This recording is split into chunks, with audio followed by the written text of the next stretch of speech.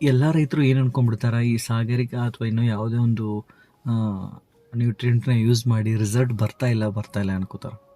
Actually ಇದನ್ನು ಯಾವ ರೀತಿ ಯೂಸ್ ಮಾಡೋದು, ಯಾವ ರೀತಿ ಯೂಸ್ ಮಾಡಿದ್ರೆ ಒಳ್ಳೆ ಪರ್ಫೆಕ್ಟ್ ರಿಸಲ್ಟ್ ಬರ್ತದೆ ಅನ್ನೋದನ್ನು ಇವತ್ತು ವಿಡಿಯೋದಲ್ಲಿ ಪೂರ್ತಿಯಾಗಿ ತಿಳಿಸ್ಕೊಡ್ತಾ ಇದ್ದೀನಿ. ಪೂರ್ತಿಯಾಗಿ ನಮ್ಮ ವಿಡಿಯೋನ ನೋಡಿ. ನೀವಿನ್ನೂ ನಮ್ಮ ಚಾನಲ್ನ ಸಬ್ಸ್ಕ್ರೈಬ್ ಮಾಡಿಲ್ಲ ಅಂದರೆ ದಯವಿಟ್ಟು ಸಬ್ಸ್ಕ್ರೈಬ್ ಮಾಡಿ. ಹಾಗೆ ಹೆಚ್ಚು ರೈತರಿಗೆ ವಿಡಿಯೋನ ಶೇರ್ ಮಾಡಿ ಸ್ನೇಹಿತರೆ. ಈ ಸಾಗರಿಕ ಏನಿದೆ ಇದು 100% ಆರ್ಗ್ಯಾನಿಕ್ ಪ್ರಾಡಕ್ಟ್ ಆಗಿದೆ. ಇದರಲ್ಲಿ ಹಾರ್ಮೋನ್ಗಳು, ಪ್ರೋಟೀನು, ಕಾರ್ಬೋಹೈಡ್ರೇಟು, ಖನಿಜ, ಪೊಟ್ಯಾಶು ಈ ನಮ್ಮ ಬೆಳೆಗಳಿಗೆ ಬೆಳವಣಿಗೆ ಅಭಿವೃದ್ಧಿ ಮಾಡೋದಕ್ಕೋಸ್ಕರ ಏನು ನ್ಯೂಟ್ರಿಯೆಂಟ್ಗಳು ಬೇಕಾದಾವಲ್ಲ ಅಂಥ ಹಾರ್ಮೋನ್ಗಳು ಇದರಲ್ಲಿ ಸಿಕ್ಕಾಪಟ್ಟಿದೆ. ಇದರಿಂದ ಬೆಳೆಗಳು ಬೆಳೆಯೋದಕ್ಕೆ ತುಂಬ ಅನುಕೂಲ ಮಾಡಿಕೊಡ್ತಾವೆ ಇವೆಲ್ಲ ಹಾರ್ಮೋನ್ಗಳು. ಈ ಸಾಗರಿಕ ಪ್ರಾಡಕ್ಟ್ನ ಯಾವ ಬೆಳೆಗಳಲ್ಲೂ ಕೂಡ ನೀವು ಉಪಯೋಗ ಮಾಡ್ಕೋಬೋದು. ಎಲ್ಲ ಬೆಳೆಗಳಲ್ಲಿ ಉಪಯೋಗ ಮಾಡ್ಕೋಬೋದು. ಇದನ್ನು ತರಕಾರಿ ಬೆಳೆಗಳಲ್ಲಿ ಬೆಳೆದ್ರಂತೂ ತುಂಬ ಚೆನ್ನಾಗಿ ಒಳ್ಳೆಯ ರಿಸಲ್ಟ್ ಬರ್ತದೆ.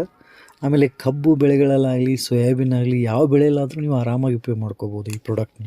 ಯಾವಾಗ ಉಪಯೋಗ ಮಾಡಬೇಕಪ್ಪ ಅಂದ್ರೆ, ನೀವು ಬೆಳೆಗಳಲ್ಲಿ ಬೆಳವಣಿಗೆ ಹಂತದಲ್ಲಿ ಯಾವುದೇ ಬೆಳವಣಿಗೆ ಹಂತದಲ್ಲಿ ಇದನ್ನು ಉಪಯೋಗ ಮಾಡೋದ್ರಿಂದ ಒಂದು ಸ್ಪ್ರೇ.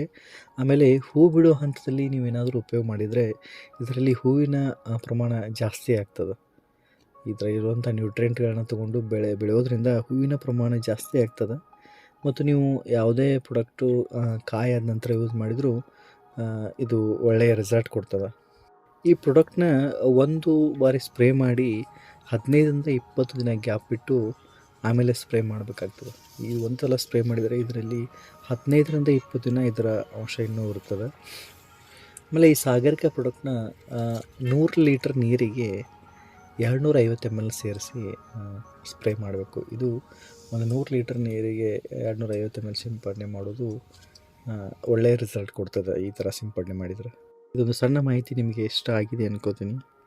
ನೀವಿನ್ನೂ ನಮ್ಮ ಚಾನಲ್ನ ಸಬ್ಸ್ಕ್ರೈಬ್ ಮಾಡಿಲ್ಲ ಅಂದರೆ ದಯವಿಟ್ಟು ಸಬ್ಸ್ಕ್ರೈಬ್ ಮಾಡಿ.